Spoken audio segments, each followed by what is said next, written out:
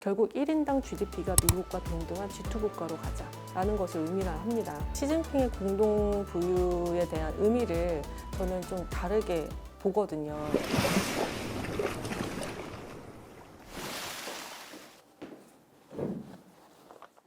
올해 글로벌 경제에서 가장 주목받고 있는 나라가 중국인데요. 지난해 제로 코로나 정책으로 많이 침체됐던 중국 경제가 얼마나 다시 살아나느냐에 올해 세계 경제가 달려 있다고 해도 과언이 아닌 상황입니다. 그래서 오늘은 중국 경제에 대해서 딥다이브 해보겠습니다. 네, 안녕하십니까. 신영증권 중국 전략 담당 성연주입니다. 첫 번째로 올해 중국 경제 전망에 대해서 먼저 알아볼게요. 지난 5일이었죠. 전인대 개막식에서 이제 중국이 올해 성장률 목표치를 발표했는데 5% 내외라고 발표를 했어요. 이게 지금까지 발표했던 목표치 중에서는 가장 낮은 거다. 예상치보다는 살짝 실망스럽다라는 반응이 좀 많았었거든요. 네. 그런데 위원님께서는 어떻게 보시는지 네. 궁금합니다. 시장에서는 한 5%에서 5.5% 정도 이제 발표를 할 것이라는 그런 기대감이 높았던 건 사실인데요. 예상했던 것보다는 보수적으로 이제 발표를 한 건 사실입니다. GDP 성장률 이 목표치는 이제 마지노선을 의미를 하거든요. 그렇기 때문에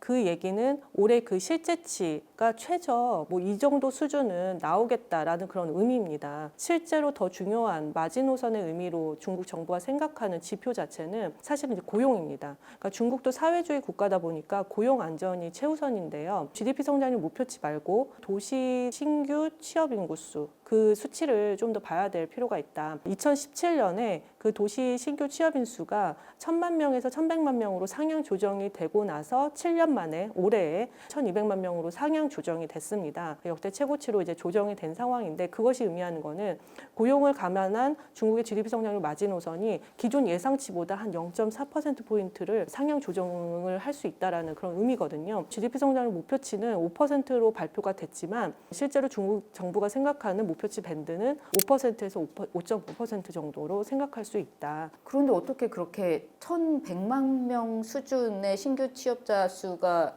해마다 있었는데 그거를 1,200만 명으로 100만 명을 늘리면 좀 가능한가요? 그렇게 취업을 늘릴 수 있다는 건가요? 사실 중국이 올해 그렇게 목표치를 상향 조정을 한 거는 중국의 올해 대졸 취업 인구 수가 역대 최고치를 경신할 것으로 보고 있어요. 예상치는 한 그 1,100만 명 정도 예상이 되는 상황이고 몇 년간 평균치가 700에서 800만 정도였거든요.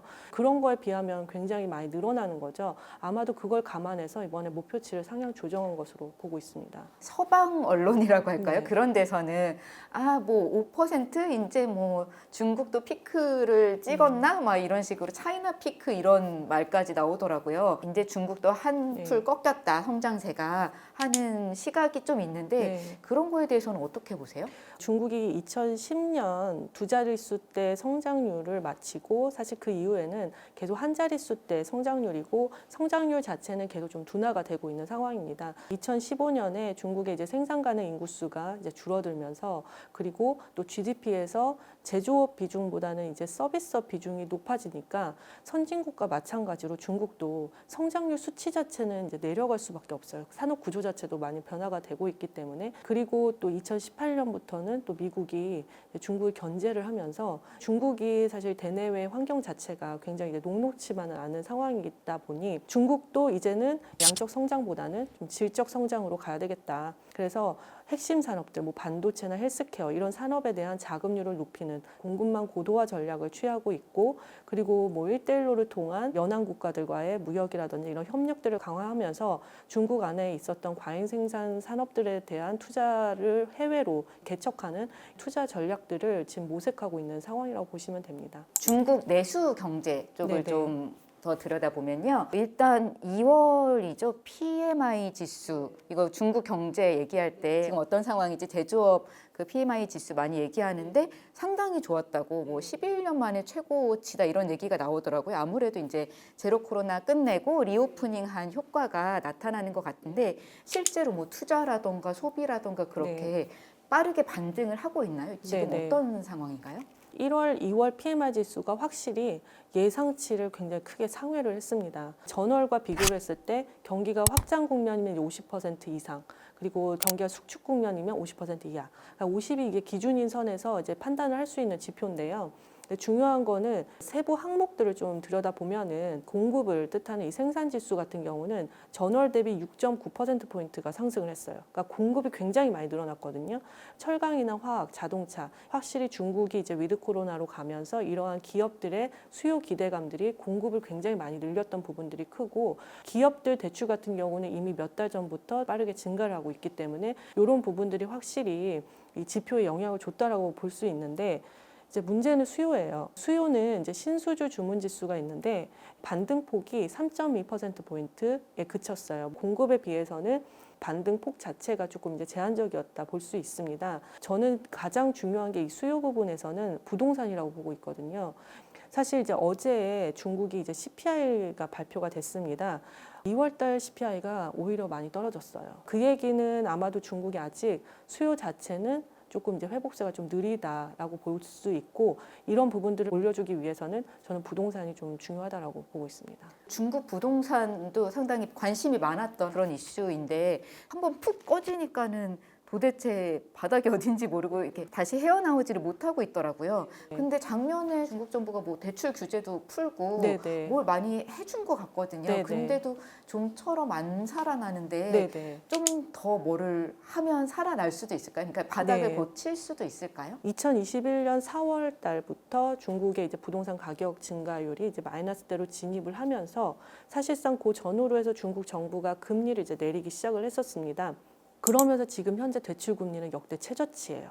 근데 문제가 과거 데이터들을 보면은 대출 금리를 인하를 하면 바로 그 가계의 중장기 대출이 늘어나요. 대출이 늘어나면서 부동산 판매가 좀 해소가 되면서 가격이 올라가고, 그러면서 부동산 투자가 늘어나면서 부동산 사이클이 다시 이제 시작이 되는 이런 흐름으로 가는데, 2020년 정말 이제 코로나 터진 이후에는 금리를 내려도 가계 그 중장기 대출 자체가 늘어나지 않고 있어요. 지금 계속 하락을 하고 있는 상황이에요. 가계 소비가 굉장히 위축된 상황이라고 볼 수가 있고, 정말 특이한 점은 작년에 중국의 가계 예금 증가율이 거의 최고치로 상승을 했습니다. 그러니까 금리가 그렇게 낮은데도 예금이 엄청 많이 늘어났다는 거거든요. 그걸 봤을 때에는 굉장히 이제 유효 수요는 좀 많을 수 있는데, 어쨌든 이게 아직 풀리질 않고 있는 상황이거든요. 중국의 가계 그 소비 성향을 보면 소득과 부동산 가격이 영향을 굉장히 많이 줍니다. 가계 소득에서 부동산 자산이 한 67% 정도 차지를 하고 있고, 그리고 중국은 두 채 이상 가지고 있는 사람들이 거의 80% 이상이에요.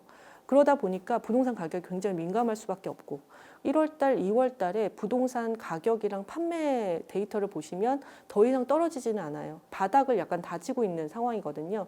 그래서 2분기 말 정도에는 점진적으로 이제 가격부터 좀 회복이 될 가능성이 있다라고 보기 때문에, 그러다 보면 이제 소비도 점진적으로 좀 풀리지 않을까라고 보고 있습니다. 시진핑의 공동 부유론을 좀 짚고 넘어갈게요.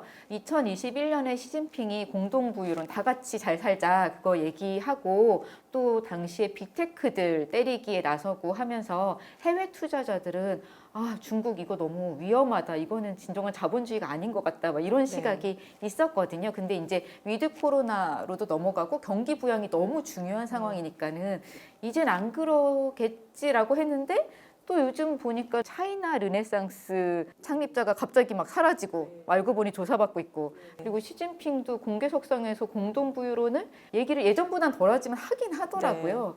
그래서 여전히 그런 리스크가 남아있지 않은가 싶은데 위원님은 어떻게 보세요? 시진핑의 공동 부유에 대한 의미를 저는 좀 다르게 보거든요. 시장에서 아마 우려하는 거는 당연히 시진핑의 공동 부유가 마오쩌둥의 공부론에서 비롯됐기 때문에 중국이 다시 뭐 폐쇄적인 계획 경제로 가는 거 아니냐라는 그런 우려가 굉장히 이제 크게 받아들여지기 때문에 더욱 그렇게 볼 수도 있고, 당연히 이제 이전에 이제 시장 중심보다는 정부 중심으로 가는 그런 사회주의로 가는 건 맞긴 한데, 좀 의미가 다른 게 마오쩌둥 같은 경우는 아예 이제 과거를 완전 청산하고 인민들의 그냥 공동의 분배에만 굉장히 이제 집중했다라고 하면, 시진핑은 그래도 이제 과거에 잘못된 부분들을 일부 이제 수정을 하면서 성장주의의 그런 폐단들 그런 부분들은 부의 재분배를 통해서 일부 해결을 하되 중국도 어쨌든 간에 뭐 위안화 국제화라든지 일부 이제 성장을 가져가야 되는 신성장 산업들 금융이라든지 이런 부분들은 여전히 이제 성장을 계속적으로 해 나가자라는 부분에서 저는 이제 오히려 약간의 이제 양분적인 의미가 더 크다라고 이제 보고 있거든요. 장점인 시대 때에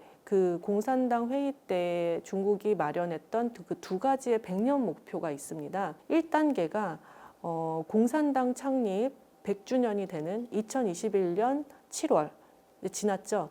그때까지 이제 소강사회를 건립하자. 어느 정도 이제 중산층 정도 수준을 만들자. 그건 이제 어느 정도 실현이 된 상황이고, 이제 두 번째인 2단계는 신중국 건립 100주년. 그게 이제 바로 2049년 10월이에요. 이때 대동사회를 건립하자. 유토피아 같은 의미거든요. 2035년까지는 사회주의 현대화 사회를 건설하자. 그리고 2049년까지는 전면적인 사회주의 현대화를 건설하자.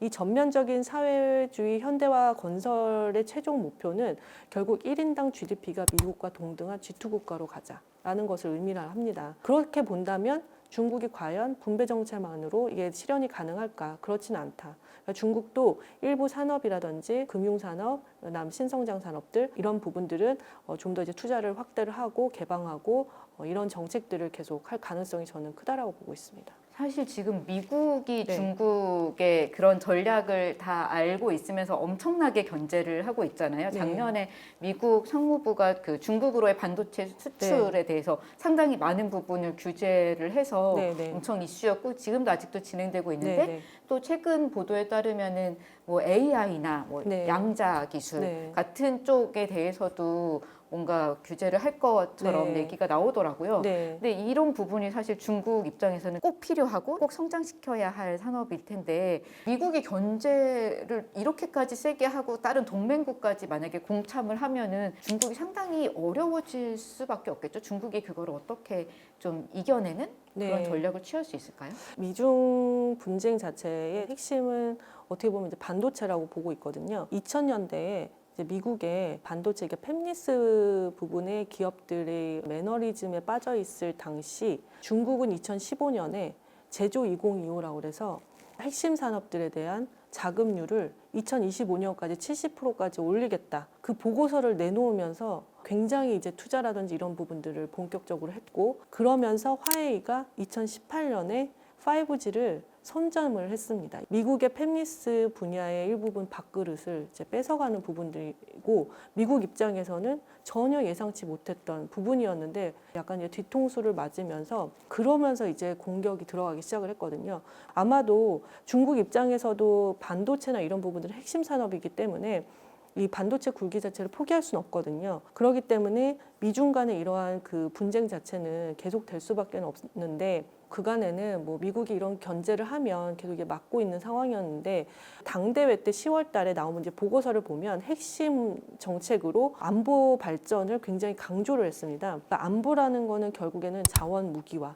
그러니까 중국도 자기네들의 강점이 될 수 있는 자원, 희토류라든지 이런 광산 자원들 그런 것들을 좀 더 이제 국유 기업으로 통폐합을 하는 움직임들이 나타나고 있어요. 이렇게 중국도 일부 이제 자원을 좀 더 무기화하면서 이걸 하나의 카드로 제시할 수 있는 부분들이 될 수 있고 또 하나는 연안 국가들과의 굉장히 지금 교류가 많이 활발해지고 있고 사우디아라비아 이런 국가들과는 뭐 원유 대금 자체를 이제 위안화로 결제를 하겠다.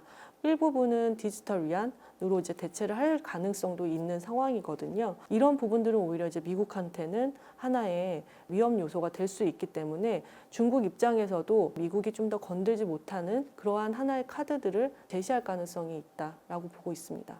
다음으로는 이제 주식 시장에 대해서 네네. 좀 여쭤볼게요. 사실 작년에 중국 증시가 그래도 좀 좋아지겠지 했는데 정말 제로 코로나가 이렇게까지 작년 내내 지속될 줄 네네. 몰라서 작년에 너무 어려웠었는데 네네.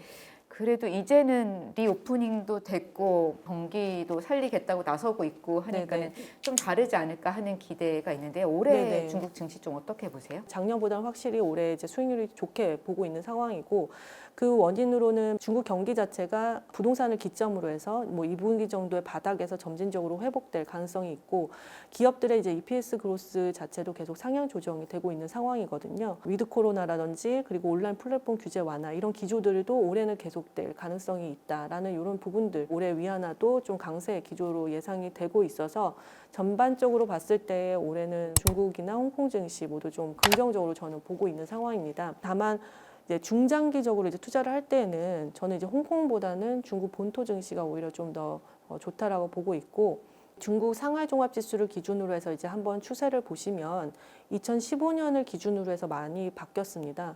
이전에는 개인 투자자 비중이 굉장히 높았다면 2015년 이후에는 기관 투자자 비중이 굉장히 높아지면서 오히려 시장 변동성이 그렇게 뭐 크지는 않는 상황입니다. 그래서 2,500에서 한 3,600포인트 요 박스권에서 경기 사이클에 따라 뭐 이제 매수, 매도 뭐 이런 부분들을 전략을 짜도 좀 긍정적인 상황이라고 볼 수가 있는데 업종별로만 놓고 봤을 때는 오히려 내수에 좀 집중된 업종들 있잖아요. 위드 코로나를 하고 있는 상황이기 때문에 오히려 필수 소비재, 이제 음식료나 이런 산업들이 중장기 투자를 가져갈 때에는 좀 긍정적이다라고 이렇게 판단됩니다.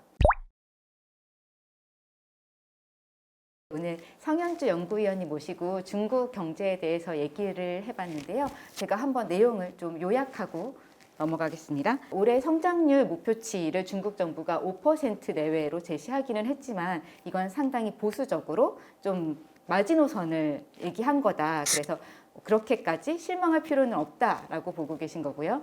그리고 부동산 같은 경우에는 지금 워낙 안 좋기는 한데 가격이 더 떨어지지는 않고 있는 상황이다. 그걸로 봤을 때 잘하면 올해 2분기쯤 다시 바닥을 칠 가능성도 되살아날 가능성도 있고 그렇다면은 소비도 같이 연결돼서 살아날 수 있다라는 전망해 주셨고요. 그리고 중국 증시에 대해서는 작년에 워낙 안 좋았는데 올해는 여러 가지로 볼 때 홍콩이든 본토든 작년보다 훨씬 괜찮을 거라고 전망을 하셨고 다만 이런 내수 모멘텀이 있는 상황이니까는 내수 소비주 좀 더 집중을 하는 게 좋겠다라고 말씀해 주셨습니다. 네네. 마지막으로 중국 경제에 대한 관심이 큰 저희 구독자분들에게 한 말씀 해주시면 감사하겠습니다. 작년에 특히 이 중국 투자에 대해서 굉장히 좀 회의감도 많이 느끼고 불안감도 많은 그런 투자자들이 많이 늘어난 건 사실인데요. 어떻게 보면 중국 시장을 알면 오히려 투자 매력도가 높아질 수 있기 때문에 너무 이제 일면만 보지 말고 전반적인 뭐 경기 흐름이라든지 정책이라든지 이런 다방면 분야를 의미를 좀 더 두고선 중장기적으로 이렇게 투자를 하시면 매력적이지 않을까라고 이렇게 판단됩니다. 구독, 좋아요, 알림 설정, 렛츠 딥다이브.